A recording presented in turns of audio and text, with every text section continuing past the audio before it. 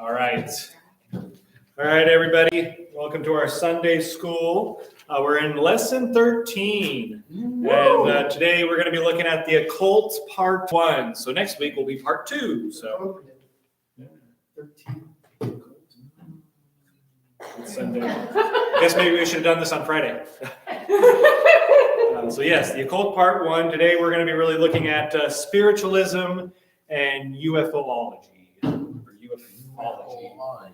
Yep. So aliens? Yep. Awesome. Yep. I didn't realize aliens were part of the occult. I thought that was just... Well, so, yeah, it can be. You're going to learn. Yeah, you're going to learn. All right.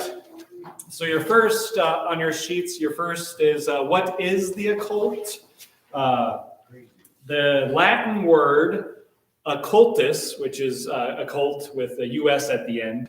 So the Latin word occultus means hidden or secret things. So usually a similar trend with occultists is that they have, hidden and secret knowledge, and that it's usually, and it's the spiritual realm too, that all of this hidden and secret knowledge is at.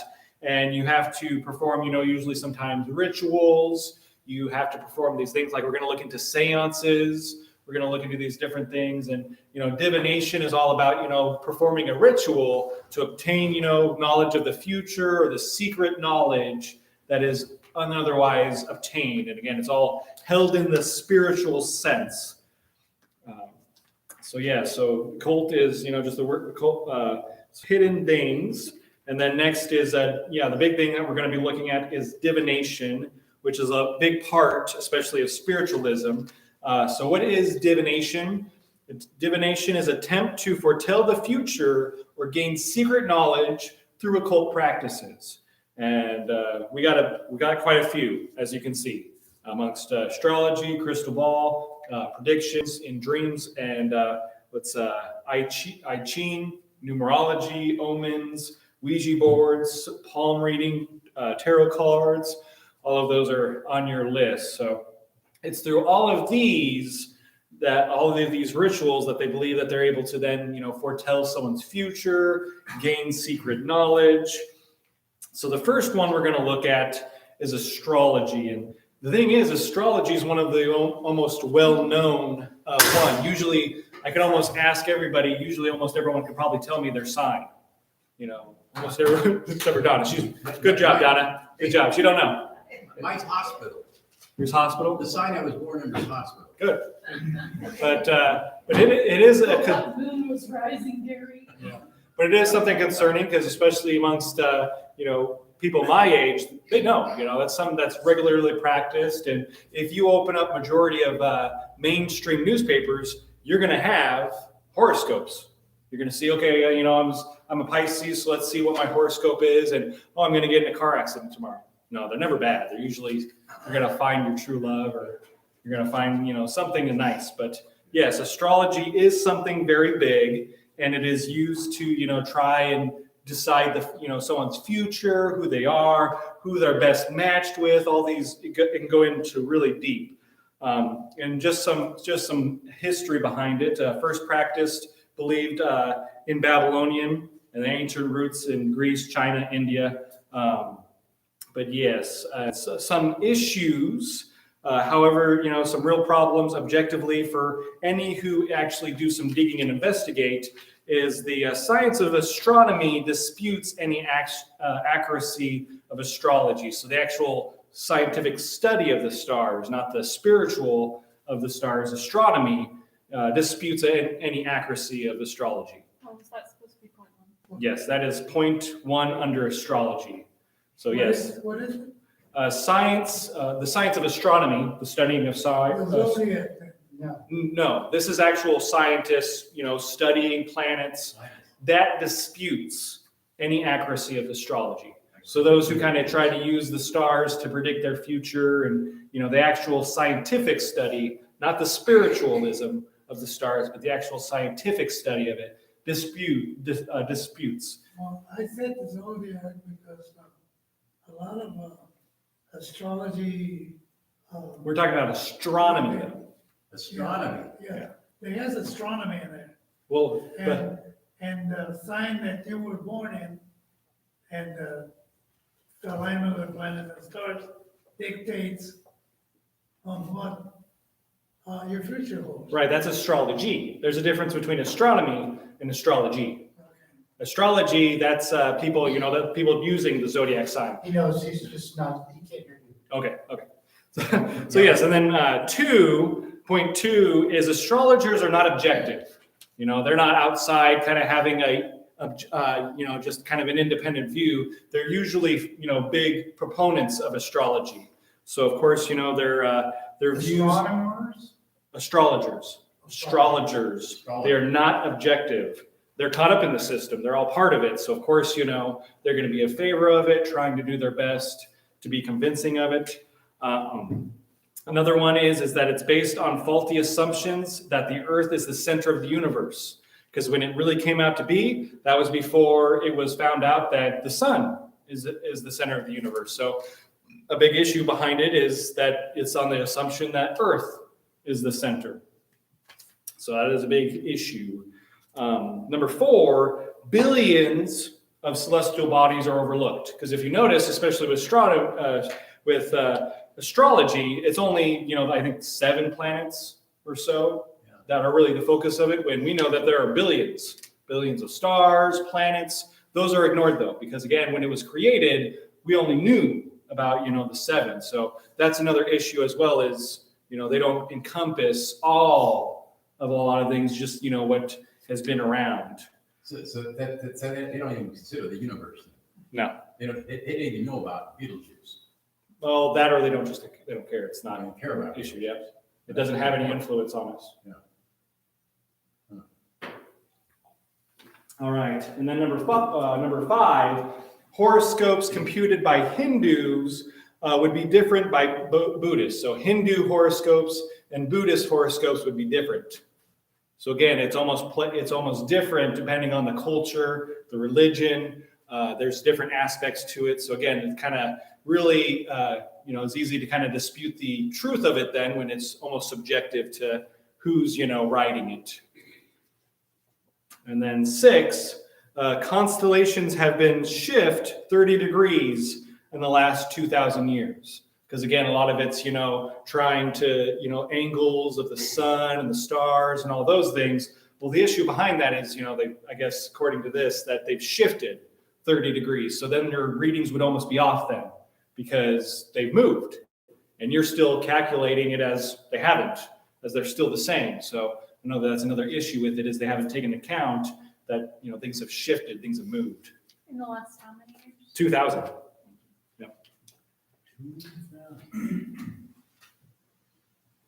The constellations shifted, right? Yep, constellations have shifted 30 degrees. It's kind of shifty.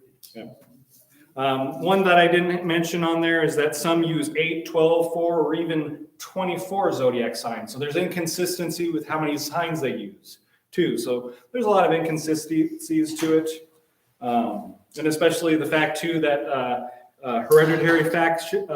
since hereditary factions are determined at conception, it's off by 9 months. Because they start the day you were born, and they don't take into account the day you were conceived. So, they're off by 9 months. So, those are just some things. Those are just some things about astrology. Next, we got the crystal ball, and I'm sure all of us, kind of are familiar with this concept, whether through a movie, most likely through a movie and TV. You got the smoke and stuff, and the person sitting there, and you got the crystal ball, and they then use it to gain the future. But yes, the crystal ball. It's also called crystallomancy. Spell Crystal with Omancy. Crystallomancy. Or scrying. Scrying. Yeah, and then so supposedly the diviner is supposed to enter a trance and then see, pictures in the crystal ball, and then they're able to put them together to tell your future. Are they called mediums? Usually, yeah. Diviners, mediums. Yeah. Sometimes they take different names, but Yeah. you say something? Connors. Kind of spooky. Most of them. It's All kind of right. spooky. Yeah. No, All right. And then dreams and predictions. There are individuals like Edgar Casey and Gene Dixon, under the category of divination. They formed a foundation in 1931. It aggressively proclaims false teachings regarding God and the Bible, and it promotes, a lot of his readings. A big issue with it is a lot of the things he predicted. Some might have came true, but a lot didn't. More than not didn't come true. And especially as we're told in the Bible, you can tell a prophet is true by their prophecies coming true. A prophet's from God if what they say is true. 100%. It's not, batting 20, it's 100. It's, got to be at 100%. All right. And then I Ching, which is letter E, Book of Changes is what it's also called. It's an ancient Chinese manual of divinations, gaining guidance through coin tossing and sticks. So again, you kind of do coin tossings. You must do something with sticks. And again, it's all purpose of divination to make choices, to determine your future and stuff. So, it's just a different ritual that is performed. So yep, it's just gaining guidance through coin tossing and sticks. I'm not sure what they do with the sticks, but almost wonder if they just kind of toss them and then like tea leaves, you try reading or something. Read how they land. Yeah. Oh yeah, that's probably why you need the book, because then the book tells you if the sticks land this way. So then numerology. And then numerology is closely related to astrology, but it holds, the heavenly bodies instead as associated with numbers. So a big thing with the numerology is all about numbers, obviously with the name. And then they use the numbers and stuff, trying again to, discover hidden knowledge and secrets. So just the same with astrology, except for numbers. People do that with the Bible. Yes. Yep. Which is why you have to be careful of it. People trying to predict the end times through numerology. It's like, They'll tell you, well, I read, 2nd Jeremiah, such and such. But what they also don't realize too is when that was written, those verses and chapters didn't exist. So it's like, how are you, trying to predict something when Jeremiah wrote it and those chapters and verses didn't exist? That wasn't until something later on that helped us to be able to memorize the Bible easier. Like, have you heard of Harold Camping? You guys heard of Harold Camping? He used to have a radio. He's got radio stations. Well, I don't know if I think he died. But he plays a lot of old Christian music, and people would give him tons of cash. And he came up with a book. I think he said 1994. Was the title, because he thought that was the day that the Lord's going to come back. And but the year before, 1993, was the last day you could become a Christian. And after that, you're done. There's no more salvation for you. Oh man! And the poor guy. I mean, I knew people who related to him, and he was nuts.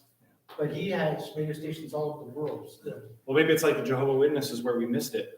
It happened, but we didn't see it.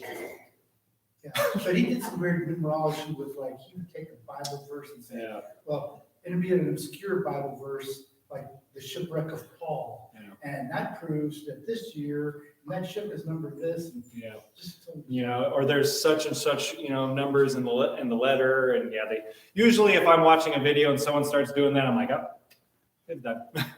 They're going crazy. All right, they got omens. Omens are supposed to be events or objects that act as signs of things to come. There can be good or bad omens, like a bat. Those are kind of your suspicious things, like black cats, walking across you or walking under a ladder. Those are bad omens.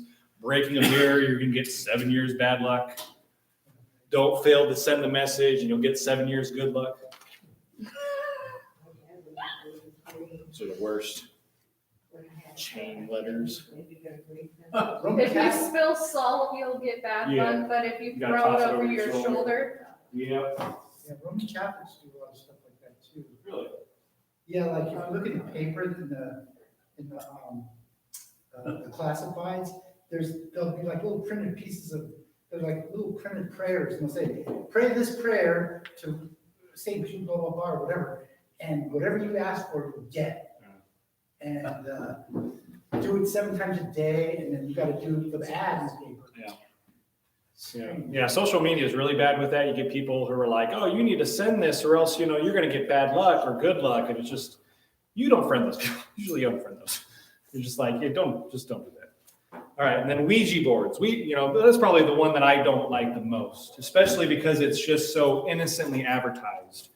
Ouija boards, one of the most popular occultic devices, and they present it as a game. It's even on, you can go to any store and buy it, for a kid.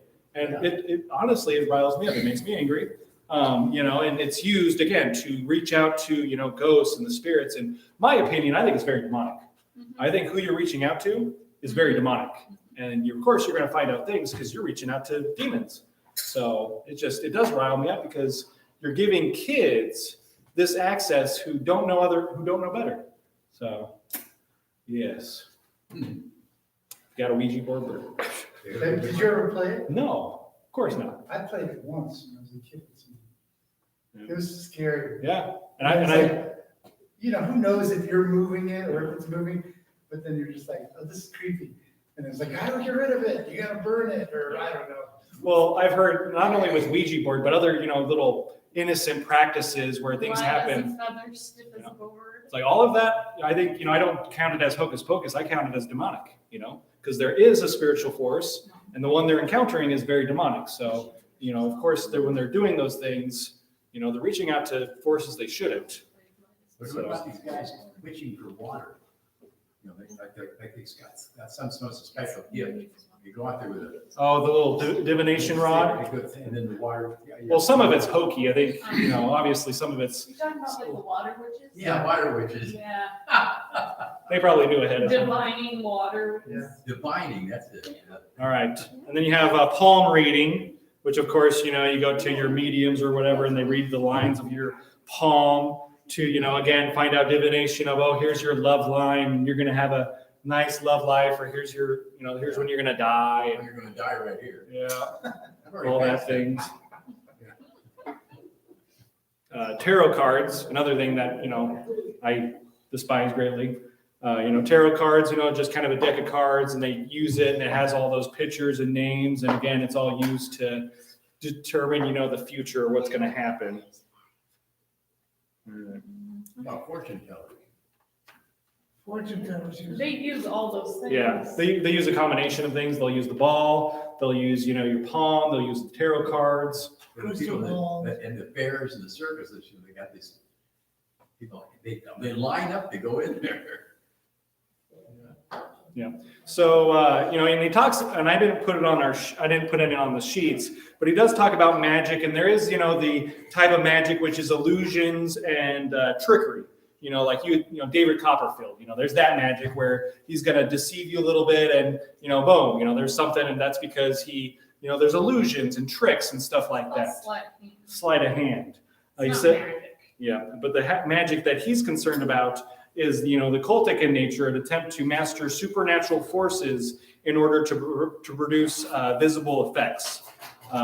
So again, it's trying to, conquer nature with, with basically evil through evil means. So, which they don't think is evil, but as Christians, we know they are.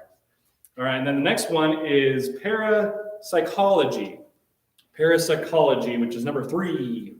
And one definition of parapsychology is the pseudoscientific study of phenomena of the human psyche that are not accounted for through normal empirical means. And that's mental telepathy, clairvoyance, psychokinesis. So yeah, the pseudoscientific study of phenomena of the human psyche. And that's when you get, involved in, again, telepathy, clairvoyance, ESP, psychokinesis, being able to move things with your mind. That'd be cool. Mm-hmm. How about deja vu? No. That's not part of it. No. No. All right, and then next. Term given to a sensation where you feel like you relive something. All right, next that you have is the Rosicrucianism. Rosicrucianism. Ah, yes. Oh, yeah. What is it? Rosicrucianism. Weren't those the people you invited? I think so. Yeah, wasn't it? Rastafarians? Yep. There's a Rosicrucians that I went to in San Jose. They have a temple there. And you went there? Rosh Yeah, Krishna. before you were born. They predicted your birthday. It's a headquarters for that organization. What do they do? We're going to talk. They had mummies there and they had other, and they said there was a study because it came from the Egyptians. What they claimed. So the history behind them is, Rosh Krishna's Fraternity of the Rose Cross was allegedly founded in 1408 by Christian Rosenkreutz, which means rose cross, hence the name of the fraternity. And they have a rose and they have cross, and of course, it can be appealing with Christians because anytime they see a cross, they're but don't be easily convinced when you see a cross. There are a lot of people who don't use it very well. So there is a Egyptian myth behind it. The founder of it, supposedly Rosh Krishna, was an alchemist as well as a student of Hinduism, Judaism, Hermetism, ancient Greek and Egyptian writing of alchemy, the occult and medicine. He searched the world over for truth, so to speak, and came up with magic and medicine. But most scholars, agree that the story is very mythical. He died in 1484, but left instructions supposedly to his followers to open the tomb 120 years later. And then when it was opened in 1604, it was reported that his body was intact and that the manuscripts of his teaching were beside the body. The name of the manuscripts were Fam Fraternitas and the Confession of the Order. So, yes. So their beliefs, what we have here is their beliefs that the Father is the highest initiative among humanity of the planet Saturn. And again, what that means, I don't know. But that's one belief that they have. But the Father, as in Godfather, is the highest initiate among humanity of the planet Saturn. I don't know. What does that mean? I don't know. That's like trying to understand a Democrat. Yeah. So I don't know if that means that he's the god of Saturn. I don't know. I don't know what it means. The Holy Spirit, or Jehovah, is the highest initiant of the moon. So again, they're kind of categorized the Father to Saturn and the Holy Spirit to moon. The Son is the highest initiate of the sun. Yeah. So, and again, I don't know. That's deep. Yeah. Very deep. And then they taught that Jesus had Assyrian. They believe that Jesus had Assyrian blood, that he wasn't fully Jewish, that he had Assyrian blood, and he didn't die on the cross, but ended up in a monastery. So, I think they believe that he moved the rocks, and I guess was able to.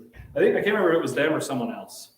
And then he didn't ascend to heaven, and that the Bible is not unique, just one of many books. So that's some of their beliefs, which again, is just something else. All right, and then we have Theosophy. The history from Theosophy, the Greek word is Theosophia, Theosophia, Theosophia, meaning divine wisdom. So Theosophy comes from the Greek word Theosophia, meaning divine wisdom. Does that where we get the name Sophia? I don't think so. Ah. To some, Theosophy should be ranked among the mind scientists. However, it's distinct because they put more of the discovering the truth in the mystical and occult teachings. So unlike the mind sciences where you kind of, it's that unlocking in inner words. Basically, just what makes them different is through the occult practices that you activate or realize the inner God in you. All right, so it was founded in 1875 by Helena Petrovna Blavatsky. Yep. Basically, it was just founded in What was that called? This is Theosophy. Theosophy? Yep. Okay, because sophos in Greek means, knowledge? That's what he said. The knowledge of wisdom. Okay. Yep. Divine wisdom. And all the women that are named Sophia were named because they were supposed to be wise. All right, They and were then named when they were young. Even before they knew they were wise. so beliefs.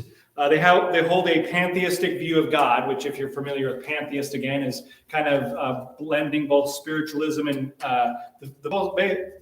blending physical and spiritual. So God is in everything. He's in the trees. He's in the grass. God is everything, basically. Which we know that even though God is everywhere, he's not part of the tree. He's not part of the grass. Different things like that. Another one is that all people have latent divinity. So this is how they're like the mind science, is that everyone is divine, except for, again, you have to do it through the occult practices to unlock your godhood. And they also hold to reincarnation as well. Wow, indeed. Let's talk about flying saucers. We will. Oh, okay. Oh, I didn't put it on the list though, because Oh, you didn't have? we will talk about it. Oh, I read it in my guys. you're finishing up. No, we're not finished. We're not leaving until I talk about flying saucers. Okay, and then our next is spiritualism. So spiritualism, it's considered Spiritism or spiritualism? Spiritism. Thank you. Spiritism. Sometimes called spiritualism or necromancy. Really? Yeah. Oh, what? Necromancy. I've heard that. Necromancy, he believes in that. Yeah.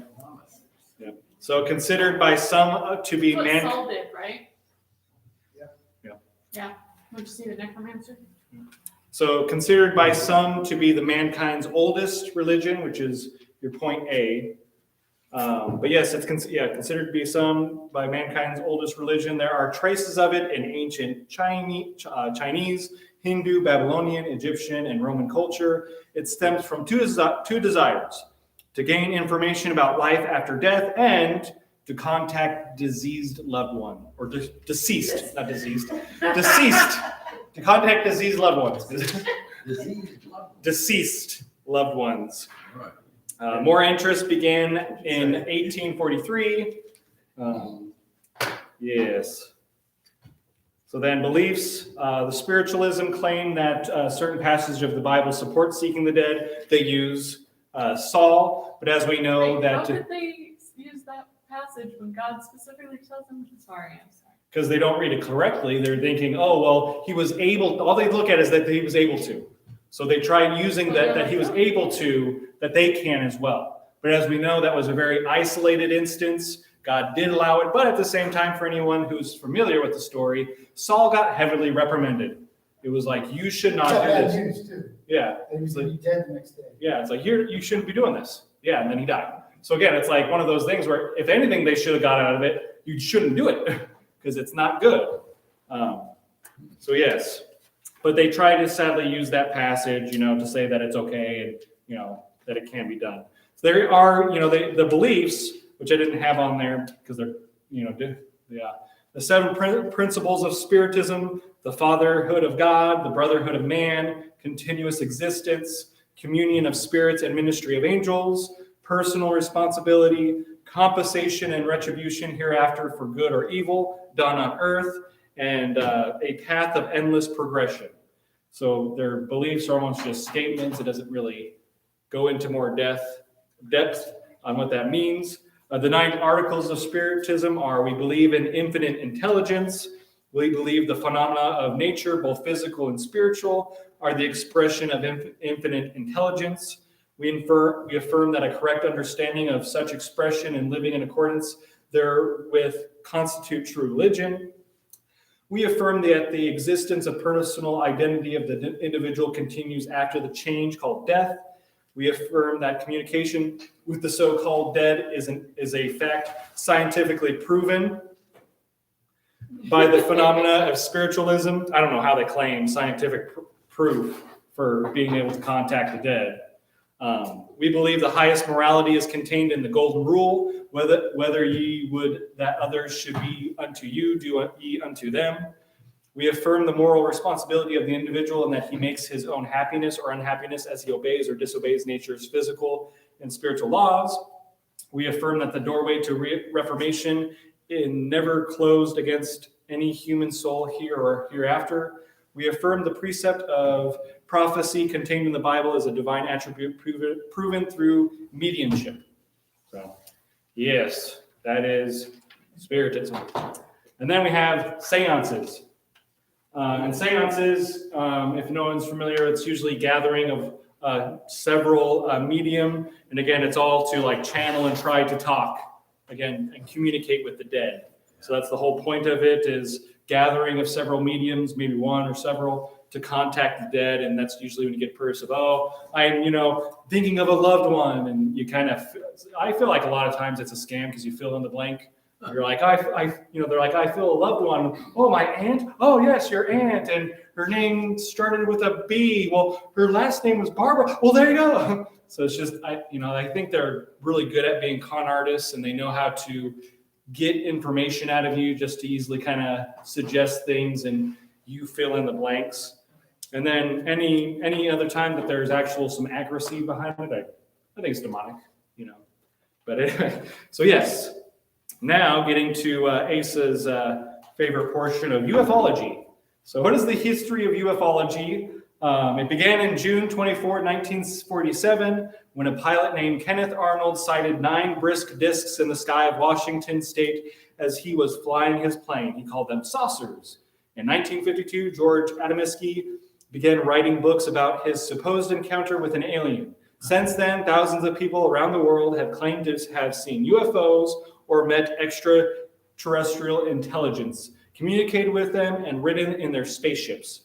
Their flying saucers appear to break all the laws of our known physics. They appear and disappear, and they speed quickly up to thousands of miles per hour, and suddenly make 90-degree turns or stop. They are often described as luminescent, circular, cylindrical, or spherical shapes with flashing lights. Many minor cults have grown up around the concept of UFO or an individual's experience with extraterrestrials. Yes. So what is an example of a cult, UFO cult? Heaven's Gate. Heaven's Gate is an example. Going around the concept of UFOs, there was the tragic mass suicide of 39 adults in March 1997. The group's supposed exit from their human containers to join with a spaceship following the famous Hale-Bopp comet. We talked about that it might have been a month ago or so. In the class, we were talking about, mass suicides. And this is it. Yep, they believe that, dying at that certain date, they would catch a ride on the comet. Right, that's how they get on their ship. Yep, located in San Diego, California, was led by 65-year-old Marshall Herff Applewhite. He had a long history of mixing apocalyptic Christian heresies with New Age philosophy, science fiction dramas, computer technology, and UFOs. He had formerly been known as Bo, or the Bo and Peep cult. He and Peep, Bonnie Lou Nettles, considered themselves the 2 witnesses in the book of Revelation. They taught Bo had been Jesus, Elijah, and Moses in his former reincarnated lives. They believed that their group was not going to die a physical death, but be whisked away by a spaceship, which would carry them to a planet where they would be co-equals with the King of Kings. The cult almost fell apart in 1985 when Peep died of cancer, can't blame him, rather than being taken away by a spaceship. However, the group did not cease completely because 39 of them hung out. Yeah. Applewhite continued to convert people to his strange doctrines, which became even more twisted as it began centering on suicides as a means to exit. Many were convinced that they were actually aliens sent here to show men the way to the higher source. When Applewhite realized that he was dying of cancer, he convinced his group that the time was right to enter Heaven's Gate by departing through suicide to join up with a UFO. So he was. The ones that drink all the cyanide? Yep, and caught a ride on the comet. Oh, is that how they did it? Cyanide? I forgot. Yeah. We drink some grape juice. Lay down in the little bunks. Yeah, basically he was gonna die, and instead of allowing the cult to disintegrate after his death, just take him with him. Yep, take him with him. So many bizarre other ones. What is some of the information regarding sightings of UFOs? Experience and information gathered from those claiming. There's a lot of similarities. A person sights a UFO and then investigates it out of curiosity. A humanoid type of creature appears, which is very similar to the familiar spirit-looking creatures of Spiritism. The person is frightened at first, but then calmed to the reassuring gesture of the alien. The communication is normally telepathic and nonverbal. The person receives a physical examination by a probe passing over the body. At this point, there's sometimes a sexual encounter with the alien. The alien insists that they are advanced, benevolent beings only trying to help mankind understand truth in nature. So, big question, are they real? Author Bob Larson addresses that issue and says, most are not and are easily dismissed as mistakenly identified planets, rocket launchings, weather balloons, and atmospheric phenomena. The Air Force Project Blue Book was able to provide a rationale of all but 700 out of 12,600 cases of sightings between 1947 and 1969. Other reports are not so easy to dismiss. What of the case where UFOs have torn off treetops, ricocheted bullets, and razed thousands of acres of forest in the Soviet Union? What about the hundreds of reports? Military operations. What about the hundreds of reports from responsible citizens claiming to have seen and heard unexplainable objects zooming across the sky? Why do these flying machines often hover near power lines, bodies of water, and military installations? Can such diversity of situations with striking similarities be dismissed as hallucinatory speculations or imaginations run wild? So some of the views that it's all hoax. However, there seems to be too many sightings for this. That it is a natural phenomenon and poor eyesight. This explains much, but not all. That because there's still the abduction reports. That it is a super secret weapon. However, all the countries seem to be baffled by the influx of information, and the technology seems too far beyond what we know. That it is an unknown Earth civilization, perhaps subterranean. However, we have no evidence of this with the photographs of over 200 satellites that constantly circle the Earth taking pictures. That it is an alien from either our galaxy or another. However, our probes out in space and beyond have turned up nothing. That there is a parallel universe. This view enters into a realm of spirit beings and is possible considered the biblical account. But that thought of percentage. Yeah, true angels of the Lord direct man to God and glorify God. So that's kind of the dismissal of it, is that it can't be that, because angels don't come and probe people. Usually, if any encounter with a angel, they've come and pointed to God. Yes. So my belief is, I don't believe that there's other life out there. I'm not one to believe in aliens. So, but to each of his own. So How did Biden come to be? Living outside of Area 51, it's all military operations. I definitely think it's pretty explanatory, like especially the cornfields. There have been numerous experiments to show that, through certain tools, you can copy it, you can mimic it and stuff too. So I'm sure there's a explanation out there, and I don't really hold strongly to aliens just because, if they're truly there to help us, why would they be so secretive about it? Why wouldn't they just present themselves and here, we are to help you, not just this one individual, and we're just going to give you that knowledge and then just leave. That doesn't sound very helpful, especially because no one's going to believe them. So that's just my take on it. I saw a meme the other day about an alien, and somebody said, and he said, "Take me to your leader." And they said, "Now's not a good time." How is it a good time? Because it's Biden, that's our leader. Take me to your leader. Piece of work. Now's not a good time to take you to our leader. Yeah. All right. So do we have any questions, any thoughts when it comes to what we've looked at today, just the Spiritism and divination and stuff? No, I've just been enlightened. And I think a sad portion of it is sadly, man wanting to have power and control. They're wanting to know the future. They're wanting to have, a solid grip on our lives. And just like we talked about in the message, true peace is, giving it all to God. Like, we don't need to know the future when we know that God has it in hand. Just as Jesus talks about, just worry about today.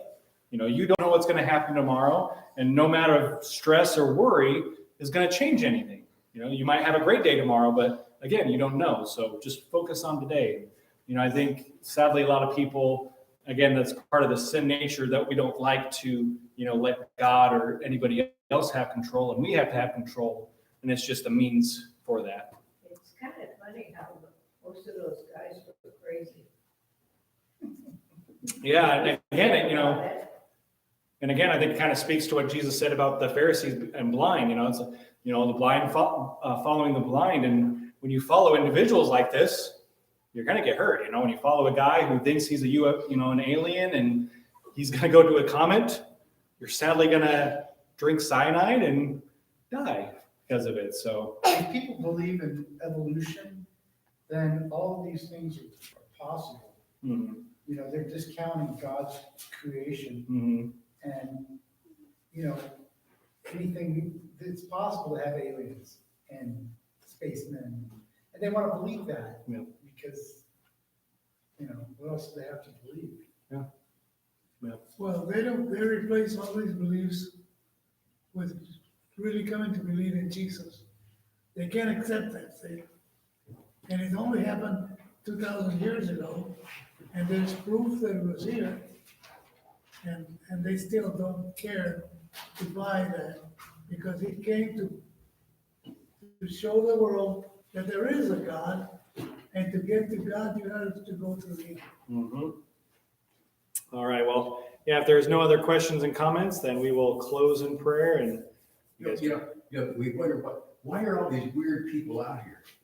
But anyway, I visited my cousin in Montana a number of years ago, and he's a retired federal prison employee for 32 years. And one point he got in counseling and stuff. He said, he said, people blame events in their lives becoming evil. He said, but the Bible tells you, about like these seances and all these, but in Psalm 58, he says, read Psalm 58. In Psalm 58:3, it says, the wicked go astray from the womb. They err from their birth, speaking lies. They have venom like wombs and serpents. So he's saying, life didn't make them that way. They were born that way, and they chose to live that way. So anyway, so it's right here. It's all right here. The wicked go astray in the womb. Wow, that's pretty scary. yeah, and the heart's despicable, wicked above all things. So, Yeah. all right, let's pray. God, we're just thank you again for another session. We're able to look at things, and God, I just pray that you help us to trust in you and never stop spreading the good news of the gospel. And if we ever encounter anybody with these beliefs, help us just in a loving manner be able to help them see the truth and help them to see you. In Jesus' name I pray. Amen. Amen. All right. Thank you, everybody, for watching. Have a blessed day. Good job. Thank you. Yes. Thank you guys for staying.